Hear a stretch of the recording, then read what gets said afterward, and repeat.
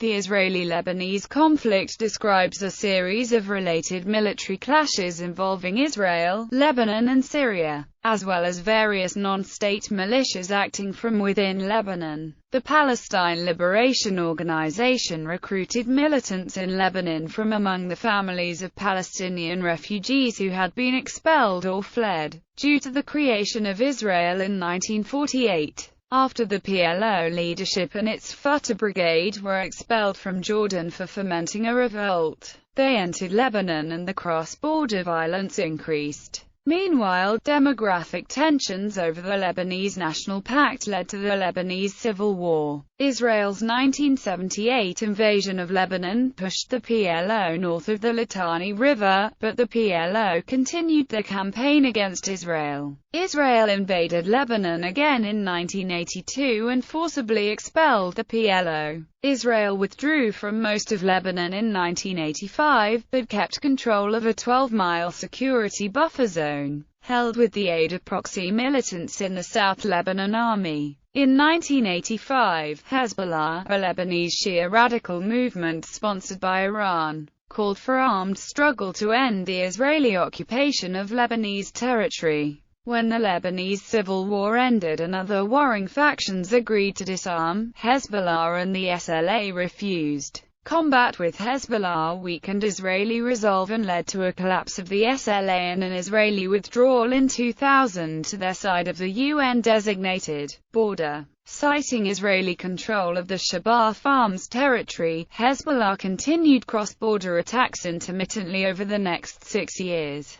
Hezbollah now sought freedom for Lebanese citizens in Israeli prisons and successfully used the tactic of capturing Israeli soldiers as leverage for a prisoner exchange in 2004. The capturing of 2 Israeli soldiers by Hezbollah ignited the 2006 Lebanon War. Its ceasefire called for the disarmament of Hezbollah and the respecting of the territorial integrity and sovereignty of Lebanon by Israel. As of 2015, the situation remained generally calm, but both sides violated the ceasefire agreements, Israel by making near-daily overflights over Lebanese territory, and Hezbollah by not disarming. Background: the territory of what would become the states of Israel and Lebanon was once part of the long-lived Ottoman Empire until its defeat in World War I. As a result of Sinai and Palestine campaign in 1917, the British occupied Palestine and parts of what would become Syria. French troops took Damascus in 1918. The League of Nations officially gave the French the mandate of Syria and the British the mandate of Palestine after the 1920 San Remo Conference.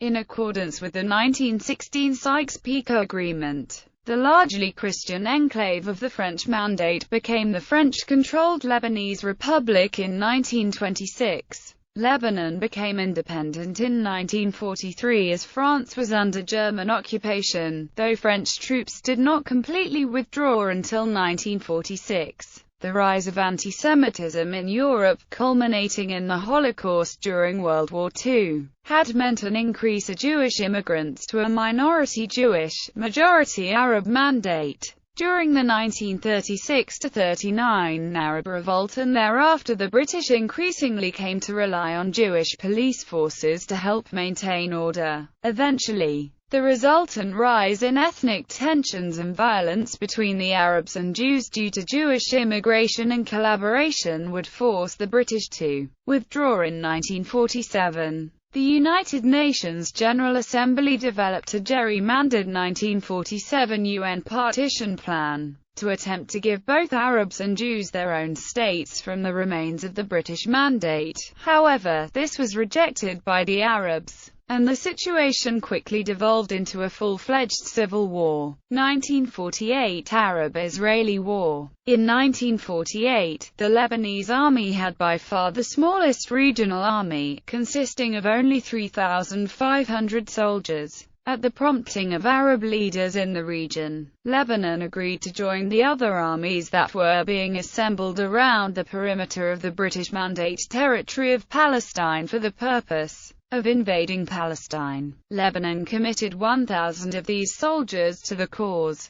The Arab armies waited for the end of the mandate and the withdrawal of British forces, which was set for the 15th of May 1948. Israel declared its independence on the 14th of May 1948. The next day, the British mandate officially expired and, in an official cablegram, the 7-member Arab League, including Lebanon, publicly proclaimed their aim of creating a democratic, united state of Palestine, in place of the United Nations partition plan for Palestine. The League soon entered the conflict on the side of the Palestinian Arabs, thus beginning the international phase of the 1948 Arab-Israeli War. Egypt, Lebanon, Syria, Transjordan, and Iraq declared war on the new state of Israel. They expected an easy and quick victory in what came to be called the 1948 Arab-Israeli War. The Lebanese army joined the other Arab armies in the invasion. It crossed into the northern Galilee.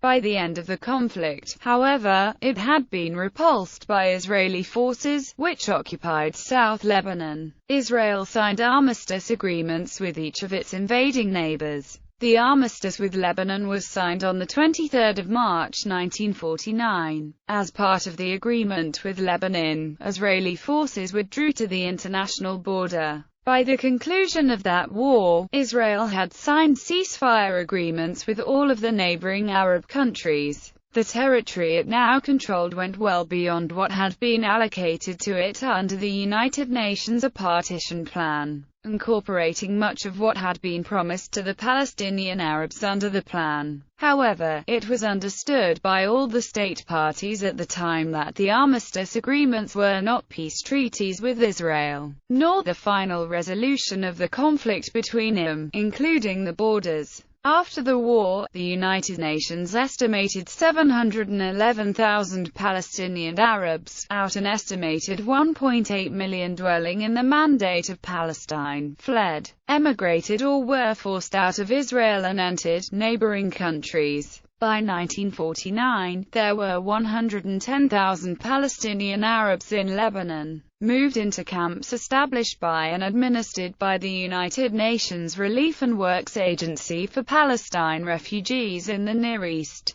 With the exception of 2 camps in the Beirut area, the camps were mostly Muslim. Lebanese Christians feared that the Muslim influx would affect their political dominance and their assumed demographic majority. Accordingly, they imposed restrictions on the status of the Palestinian refugees. The refugees could not work, travel, or engage in political activities. Initially, the refugees were too impoverished to develop a leadership capable of representing their concerns. Less democratic regimes also feared the threat the refugees posed to their own rule, but Lebanon would prove too weak to maintain a crackdown. The Palestine Liberation Organization recruited militants in Lebanon from among the families of Palestinian refugees who had left Israel in 1948. The 1967 Six-Day War. Despite sharing in the ongoing border tensions over water, Lebanon rejected calls by other Arab governments to participate in the 1967 Six-Day War. Militarily weak in the south, Lebanon could not afford conflict with Israel. Nevertheless, the loss of additional territory radicalized the Palestinians languishing in refugee camps hoping to return home. The additional influx of refugees turned Palestinian camps throughout the Middle East into centers of guerrilla activity. Rise of the PLO. The PLO, from its inception in 1964 by Ahmed Shukeri,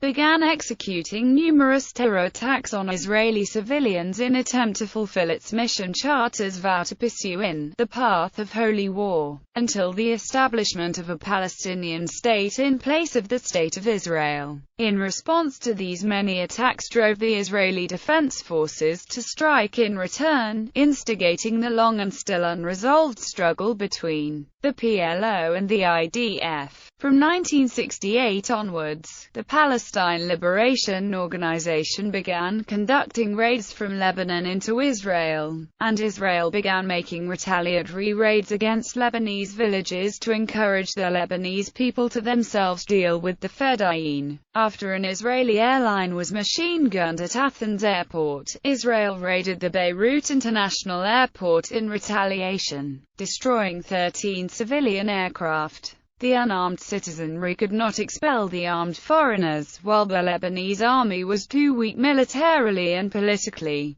The Palestinian camps came under Palestinian control after a series of clashes in 1968 and 1969 between the Lebanese military and the emerging Palestinian guerrilla forces. In 1969, the Cairo Agreement guaranteed refugees the right to work, to form self-governing committees, and to engage in armed struggle. The Palestinian resistance movement assumed daily management of the refugee camps, providing security as well as a wide variety of health, educational, and social services. On 8 May 1970, a PLO faction, called the Democratic Front for the Liberation of Palestine, crossed into Israel and carried out the Avivim school bus massacre. In 1970, the PLO attempted to overthrow a reigning monarch, King Hussein of Jordan, and following his quashing of the rebellion in what Arab historians call Black September, the PLO leadership and the troops fled from Jordan to Syria and finally Lebanon, where cross-border violence increased. With headquarters now in Beirut, PLO factions recruited new members from the Palestinian refugee camps. South Lebanon was nicknamed Fate Land, due to the predominance there of Yasser Arafat's Fatah organization. With its own army operating freely in Lebanon, the PLO had created a state within a state. By 1975, more than 300,000 Palestinian displaced persons lived in Lebanon. In reaction to the 1972 Munich massacre, Israel carried out Operation Spring of Youth. Members of Israel's elite special forces landed by boat in Lebanon on 9 April 1973, and with the aid of Israeli intelligence agents, infiltrated the PLO headquarters in Beirut and assassinated several members of its leadership. In 1974, the PLO altered its focus to include political elements, necessary for a dialogue with Israel. Those who insisted on a military solution left to form the Rejectionist Front, and Yasser Arafat took over the PLO leadership role. The Popular Front for the Liberation of Palestine, General Command, which split from the PLO in 1974, carried out the Kiryat Shmona massacre in April of that year. In May 1974, the DFLP crossed again into Israel and carried out the Milot massacre.